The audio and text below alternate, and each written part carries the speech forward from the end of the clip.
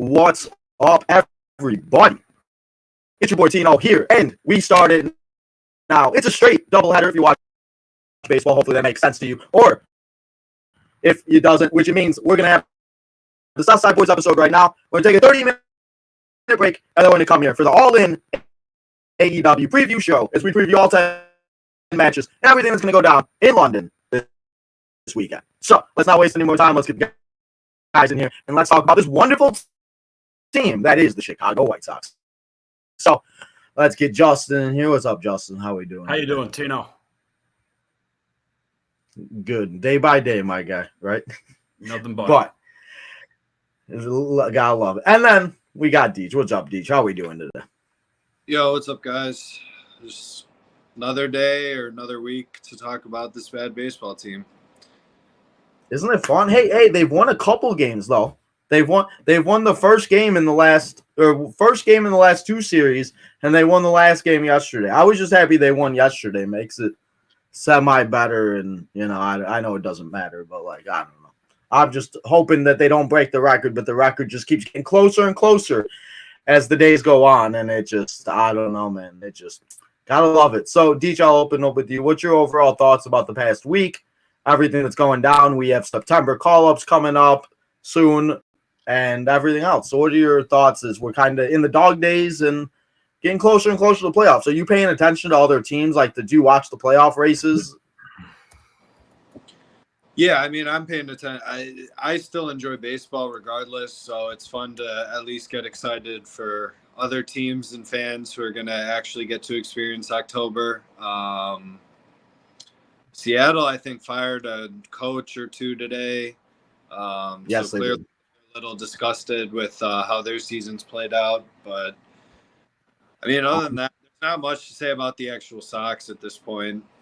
I mean, until the off season, I've kind of somewhat checked out. I mean, I'll still watch some games or parts of games, and I have to go to 4 more games. But I think you still have 4 games to go to is great. It's so funny. Is there any good series at least? See any other players? Mets will be cool because I don't recall. I don't know if I've ever seen the Mets. Oh, true. Okay, that would be cool. That'll be cool, but that's about it, man. I mean, I think the only NL team I've seen that hasn't besides the Nationals, I went to James Shields' opening or his first ever start with the White Sox where he got shelled by the Nationals. The only other NL team I think I've ever seen live is the Cardinals and the Padres. Mets is one I really like to see. I've got asked a few times to go to Brewers games, but since I've been here and I kind of want to go, but it's I don't know. So definitely thinking about it. But Justin, you look so excited over there, man. Are you just counting down the days till Mizzou football, or what's going on? You okay? Yeah, that's been the vibe for since April. He said since opening day. We're just not a 7 now. No. In terms of the pennant race, in the leagues, I'll dial in a lot more in September, at least from Monday to Friday, on the races and everything. I mean, I check the stat. I keep up with it. Obviously, I've said on here I like the Phils a lot. That's who I'll be pulling for the entire way. I like the Orioles a lot in the AL. Just both young, exciting teams. The Phillies aren't even that young, but I like they signed all the guys I wanted the Sox to sign over the years. So I'd love to see Bryce Harper get one. That's kind of where the head's at there. It's fun that Arizona and San Diego are both playing so well right now out west. I would not hate to see the Padres get there. I like Mike Schultz, their manager, a lot. Obviously, they got Cease too. Just as long as it's not the fucking Dodgers or Yankees, honestly, that's really for me. That's the only standard of the teams who are truly in it. I would take Cleveland over either of those teams for sure. And I don't know if Minnesota or Kansas City have a playoff run in them, but I will be interested to see if they get in and if they do, what they do. It would be fun to watch Bobby Witt in the playoffs, and the Twins have enough pitching to beat anybody. It's a wide open year. It feels like it's going to be the first time since 2014 that no one has 100 wins in all likelihood, and the top amount of wins in the league is projected to be around 95 right now. I'll try. Obviously, I didn't even see that. Okay. you still have your clear-cut favorites like the Dodgers and Yankees, but they blow it every year, both of them. So Every I year, can always every count on single year. Houston to beat the Yankees in the AL, and then in the NL, the Dodgers will lose to some fucking wild card team probably. I mean, and that's what I love about the postseason. Like, like I cover it every year, and I have since I started the channel and everything. But just in general, like White Sox obviously haven't had the best, but those playoff games just always like I don't know. There's something to it just watching baseball, and I like watching baseball in general. Just like I like watching NFL. Trying to get into college, especially playing the game, that's helped. Hopefully this season I'll get into it a little bit more. But just sitting there watching the game sometimes, like I'll just turn on the game, and I'll be honest, sometimes I turn on the Cubs game and just watch it. I just like watching baseball. So I had them on today. it should be interesting to see what goes on. Guys, don't cut me in the chat about watching the Cubs. It's baseball. I got to watch something when the White Sox aren't on or when the White Sox are losing 13 to whatever. But it was nice to beat the Yankees. It's always nice to beat the Yankees. So I know we talked about that, but do the Cubs have a chance to even make it at this point? I don't think so. Take a miracle. They're not that far out of the wild card. I wouldn't say it's a miracle, but they are chasing teams that are better than them for sure. I think I think there's too many teams above them. I think but it's crowded. They're not like too many out, but they need to be. They're 5 games. Odds of them outperforming all those teams that they would need to outperform down the stretch is little, but yeah, and that's they're definitely not dead. They just DFA Hector Neris too, their closer, like the closer all year pretty much. So. Yeah, he's been awful though. No, I know the bullpen just isn't very good. Yeah, stated that their starting pitching never concerned me. It was the bullpen where I was like, Again, you know what? And again, I need teams to understand you cannot play the White Sox every day. So like the Royals, they're 71-56. But they also have 11 wins against the White Sox. You take away that, they're literally the other night at the Cubs game. Actually, if the Royals are actually good or if they've just played the White Sox a bunch, so it's one of those things that it's like the teams always find themselves, and it's always like the teams just become great when they face the White Sox. So when they face other teams, it's very shocking to see how bad some of them are, and it's just like damn, like the White Sox are like really really bad just to make all of these teams look good. Like it's not just certain teams, it's every team now this season where you hear guys' names that come up or these pitchers. Robbie Ray gives up 8 runs and then he comes out and pitches a gem. It's like, well, you gotta love it. So should be very interesting to see with the playoffs. And a lot can happen until then. I mean, we see teams every year. I mean, the Astros have went on this run that all of a sudden they're back being the Astros. And a couple months ago, Seattle can't hit. Their Astros already took that division. And that's why. And now Verlander's back. Oh God, Verlander, man, that guy never ages. I swear, he gets hurt, but he comes back and he's better and stronger and faster than ever. It's like it just don't make sense. But as of right now, the playoffs have the Yankees, the Guardians, the Astros as the leaders. The Orioles, the Royals, and the Twins are the wild card. And the Red Sox are the closest with 3.5 games out. So a lot can happen until then, which should be very interesting. The NL, Dodgers, Phillies, Brewers, and the wild card is the Diamondbacks, Padres, and Braves. Braves is one that Braves have been kind of falling. A lot of people have been saying the Braves might not make it, and they have the spot right now. They're really banged up. Yeah, and they don't have the same guys. Yeah. And it seems like, that's what I mean. It's like you never really know. Just like the NFL, it seems like every day somebody's getting hurt and you just really have no idea where it's like Jahmyr Gibbs going down, this running back's going down, somebody else is going down. And it's just like, or the poor Vikings, they're losing guys day by day. So the MLB playoffs should be very fun, should be very exciting. But before that, we got September. And this leads into pretty much what we're going to talk about for the rest of the episode. And that is the September call-ups. So I'm going to ask you guys both who you want to see and who you actually think will be like beneficial to bring up and who we just keep down in the bottom and they just either start the season next year or we don't see them until next year. So Justin, I'll start with you. Who are some guys just that I said, oh God, you're going to have to start with Deej because I don't know. I don't know. I am definitely not entrenched enough to know who is on the radar to be like. I assume that they're not calling up like Montgomery or who's that first baseman from Ole Miss? Tim Alco. They're not like it's not be like those guys, is it? So, Teach, you probably obviously know, and we'll have Elijah on when we get back in a couple weeks and everything, and he'll obviously be able to help with that. But Teach, do you know of any guys that you could hear and that you've seen, maybe listen to podcasts? Chuck just had that podcast with the player development. So, who do you think, and what do you think we can see in September? And you talk about DFAs. Who would you DFA other than obviously John Brebbia? I mean, Brian Ramos, in my opinion, has started to really hit in Charlotte. I mean, he's currently on like a 5-game hitting streak. Granted, he hasn't played that many games down there, but I think he's hitting close to, I think it's like 280, 285 down there, has been hitting for some power. We saw him earlier in the year, and he seemed to be doing well until he got hurt. My favorite, Oscar Colas, everyone keeps demanding be called up. I don't really know. They already have a crowd.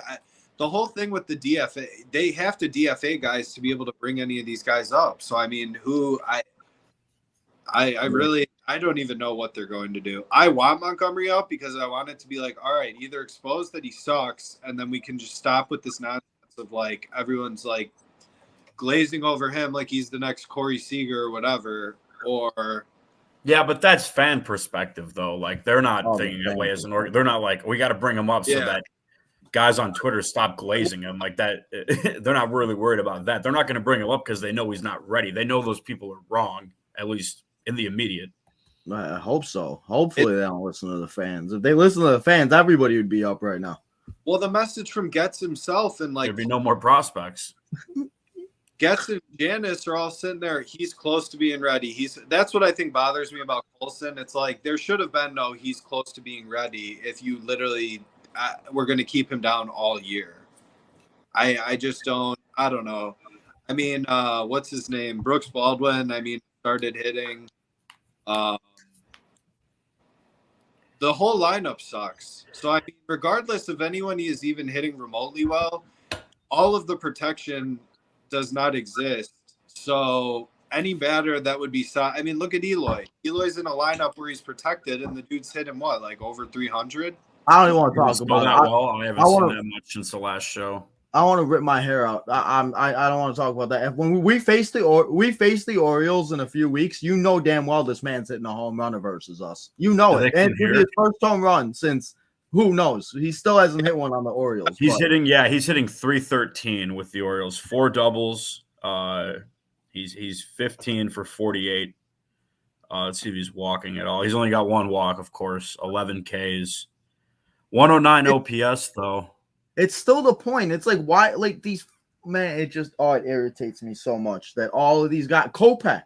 Let's talk about Mr. Kopech. Well, that's just I mean, that is simply him going to a place that knows how to make guys good as opposed to being here where they don't as well. He also didn't start even listening to the coaches here until the end, and he was a little bit better in his last few appearances here. So that might have been it's a White Sox problem, but that might have actually been more of a Kopech problem than anything else. I mean that was very obvious that would happen. Eloy is a little bit more surprising, but like Deech said, though, the protection in the order. Yeah. Oh, and that's huge. The biggest thing. When you see teams that we face, like we faced the Giants, we faced the Yankees, and seeing that Yankees lineup, it's like it's Judge, it's Stanton, it's Soto. I'd give Juan Soto everything if he wants to come and play here. Let him just hit home runs like it's the home run derby because he was loving life in that series. But back to Justin's comment earlier, Seattle can't hit. Essentially, Chris Getz has built a team that replicates that. He's going all fucking pitching and no bats. And they're going to miss the playoffs because they can't hit.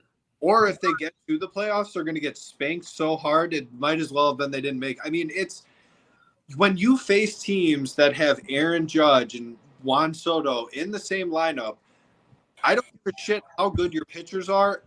Those batters will make someone probably pay during the game, and it could just be for a 1-run home run.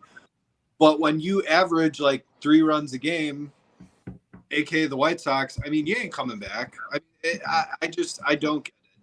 And I know the fact that they scored 4 yesterday was shocking. And in the 8th inning, I was playing Xbox. I was like, is this real life? I was like, is this a replay? I was like, wait a second, because this is like Seattle also plays in a pitcher's park too. Above all of that, like at least makes a little bit more sense for them to build their team this way. I mean, The Sox, it's annoying. I mean, and it's so we've said it frustrating on every show this year. We really has no have. idea how to build a team. And that's the thing. It's like the way the pitching have been pitching. If the White Sox scored 5 runs a game, they're easily a lot better. And that's because the pitching has been so good between Cannon and between even Davis Martin. He's been going out there doing great, and then the bullpen comes up and is like, let's give up the lead, or flipping Dominic Leone earlier last week before he got hurt, or whatever it was. And it's like they bringing up these guys, and like there's been a couple guys that have done okay, and like that one game that they had where the bullpen pitched good and they all came out and did what they had to do. But like I don't know what's their obsessions with like the Justin Andersons and the Zach Aldefor's or whatever his name is. And he comes in and you're giving up walks, and it's like, again, and we can say whatever, but again, it's just, I don't know. So obviously it's just the same shit over and over again with this team, but it's still like, I don't know. Like Deej said, just getting to the offseason is kind of just.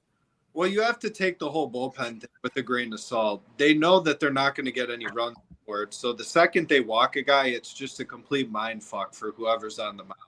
I mean, you watch it every single game. It's like if they walk a guy, it's like we are going to blow this fucking lead right here. Yeah.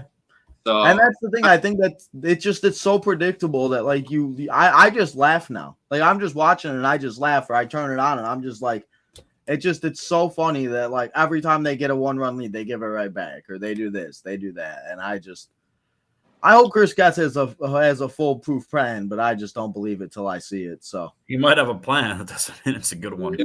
Well, his plan is to fucking now hire someone to be the hitting version of Brian Bannister, which is fine, but who is that going to be? Why the fuck were they not hired this past season? Like, what the fuck? It's like he's setting up a timeline to ensure he Getz himself has a job for like 10 years, like regardless of how shitty. Yeah. I mean, that's probably that's probably what page out of the guy before him. The blueprint is there. You can just punt. I will say the best thing I think about the last week has been, have you guys watched Late Night with Chuck and Ozzy? Have you guys seen the clips of these two idiots after the post or on the post game show? I've seen a couple. Oh my God, the way that they did like this little montage yesterday. I was watching it and everything else like that. But literally every time they talk about like Pedro, Ozzy won't even say his name. Ozzy is like that guy that was here before, or like he continuously talks about like, and he's like the name that shall but not be named. And it's just like, okay, it's like, and it's just like, I don't know, man. Those two are just entertaining this house. So I mean, I missed them for sure. Are they gone next season with the new I don't think so. Deal thing? I don't think so, because they had Brooks Boyer get interviewed either before the game or during a game, and I saw like quotes from the reporters that he was talking to. He confirmed John Striffen will be back next year. Yes, he said Stone will be back next year, and then when he was asked about the pre and post game, he said there's no definite answer to that as of right now. That means no. They know that means no, and that's why they've been shitting on them so much more this year. I kind of feel that way. I mean, who knows? They could figure something out, but it's the one thing they still do well. So why so of course they'll ruin it. I mean, it's like literally the one thing that sometimes I look forward to watching is I'll just keep it on before the game and just walk away, or I'll keep it on after the game and just sit there and listen. And it's just like, why would you want to take away? And I don't know what I mean. That I feel like that would just be a reason, and them just trying to do something with Ozzy. When I feel like him and Chuck are like one of the best. They just got nominated for an award for they're very good at what they do. So both of them are very good at that. Hashtag keep Chuck and Ozzy. Yeah, they have everything good. They have better TV ratings for the pre and post game show than they do the fucking game. So God forbid Jerry's team be fucking outdone by his own post game. Listen, I wasn't gonna say thank you for saying it, but yes, they have been literally getting more viewers. And it's funny the fact that like I'll look at the views on like their podcast and everything, and the podcast actually gets more views than some of the games, or like just seeing like people actually watching, or like what, and it just like, or even people on Twitter, they'll be like, I don't even watch the game and I just go on after and see what the heck happened. And it's just like, so I don't know, but like Huh? because Ryan McGuffey tells it how it is, so it triggers all the fucking fanboys. Man, I don't know why all those people are coming after Ryan after what he said about Eloy. Everything he said was true. Yeah. I mean, there's nothing that was wrong. Again, maybe it was change of scenery, but it also has to do with the production, too. The White Sox don't have 3 Adley Rutschmans in the lineup to protect Big Baby where he goes, hi, Mom, all the time. So. Well, there's 2. I mean, you have Frank Thomas, who is so invested in this organization. And I love his passion. I love it. It's so great. Fucking giving him the runaround where it's like, get this guy more involved. He was literally like probably the best hitter ever in your fucking organization, is still in shape, and probably can give quite a few of these players some insight as to what they're doing wrong. And he's just, I mean, he loses it on post games. I've seen him. I love it. Yeah. It's beautiful. It's good to hear because it's like, yeah, he has pride in the organization, but he's not going to sit here and act like this is okay like the rest of you idiots. Like, no. And that's the thing. I mean, and the fact that somebody that big is saying something, I feel like somebody needs to like notice that when Frank Thomas is saying, and the fact that he's getting that emotional on like I've never seen him get that like upset or that like passionate about something. It just like everything that he said was right, and it's gonna be really interesting to see what continues and how this season finishes. But what I do know is I know it's the Chicago White Sox, and I'm not saying they're gonna go on any type of whatever, but I know dang well they're gonna start playing good baseball for a couple weeks, and they're gonna think they're gonna take that to next year and use it, and it's like no, that's not how this works. So every year, these guys, every single year, they find a way to play decent baseball at the end of the season, or they suck when they're in it, and then it's like I want to see it a full season, not 2 weeks, because whatever. So I feel like there's really not too much else to talk about, though. Is there anything else you guys wanted to talk about? And like I said, there's really not too much here with this team, and not too much to say. 125 losses for 125 years. Thank you. Don't even say that. Why are you even putting that out there? Because I'm on the right dish. Happens. He is right. Listen, he probably is right. So what would that be? What would the record be? 100 and 125. Well, how many wins? That be 35? 40? Well, it's what, 162, right? Yeah, let's do math. Let's do math real quick. Mine's gone for the day already, so math What's is wrong? He said I'm done with math for the day. Oh my god, why can't I do math right now? 162 minus 125. That is 37 wins. So that means they're getting 6 more wins for the rest of the year. Sounds about right. Yeah. I mean, and like I said, yeah. Sounds about right. Gotta love it. 37 and 125. I do know. Championship. So I mean, we got to give him a little props there. Didn't you win your softball championship, Justin? You did. Oh yes, sir. Hey, at least somebody's winning championships here. The next championship to go after is fantasy football championship. So, we got a lot of progress to make up in that one. But yes, we did win the softball 16-inch co-ed Lincoln Park, whatever the hell. So do you get like a trophy for that? Not the very competitive one. But hey, yes. You won though. That's all that matters. Who cares how they don't show up? They don't want to be competitive. That's not your issue. You show up and hit the baseball. So do you get a trophy or do you get like a belt or something? Or no, I thought we would get T-shirts, but no, we just got our photo taken and shared on their Facebook page. Oh, true. Okay, maybe I'll find that and I'll bring it when we. Oh, we did get a free night of drinking at the bar who sponsors the league, so I guess that is probably better than a fucking T-shirt, actually. So I guess right, free drinks is better than nothing, right? I mean, hey, I'll take it. So we will, just so everybody knows, if you are watching this on delay, if you're watching this live, if you're watching wherever you are, all watching that, whenever you're watching this episode, the next 2 weeks we will not be here. Next week and I will be at a fantasy football draft, so that one is on me. I'm going to go try to draft a good fantasy team. I got to go back to Chicago. So we'll be traveling, and I will not be here. And then the following Thursday is Thursday night kickoff. The Ravens and the Chiefs kicking off the 2024 NFL season. So we'll be here. I'll be here watching the game on Thursday night. They won't be. But no Southside Boys episode because who wants to talk about the White Sox when football's on? Because I don't want to talk about this team. So, where are you picking at in the draft? You know, huh? Do you know you're picking at in the draft yet? So it's an auction draft. So I have $200 to build my team. But Okay. the problem with these guys is they love to get drunk and not pay attention. And then they'll start bidding like $50 for Travis Kelce or $60 for Mahomes. So I know that's not really realistic, but like, yeah. So like last year I came in 5th, but got to see how it goes and see what happens and everything. So I'm hoping in one of my leagues next week, I got the 8th pick though. I'm kind of trying to figure out who the hell to take because I don't know. So I keep going back and forth with guys, and I don't know. And yeah, I've never done an auction league, so I can't even offer any insight. Oh, that's not. Yeah. So I got that one, and then I got one that I do with 8 White Sox fans that I'm in like one of the Facebook groups I've been in for like 12 years, and it's a super flex. So you got 2 quarterbacks, 2 receivers, 2 everything, and 4 flexes. So it's like drafting a whole damn like school. Yeah, you play everybody you draft. It's very stressful, but I will tell you, there's some weeks, man, the score is like 300 to something, and it's just like, okay, that's fun. Scoring definitely worth it. So yeah, next week fantasy football drafts. I'll be here next week doing stuff, but next 2 week, no Southside Boys. We'll be back here September 14th.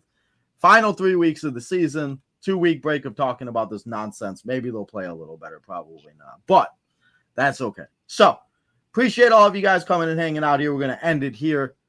Don't got too much in the chat, but we got a few people coming and hanging out. What's up, Ava? We got my new buddy Bo in the house. What's up, Bo?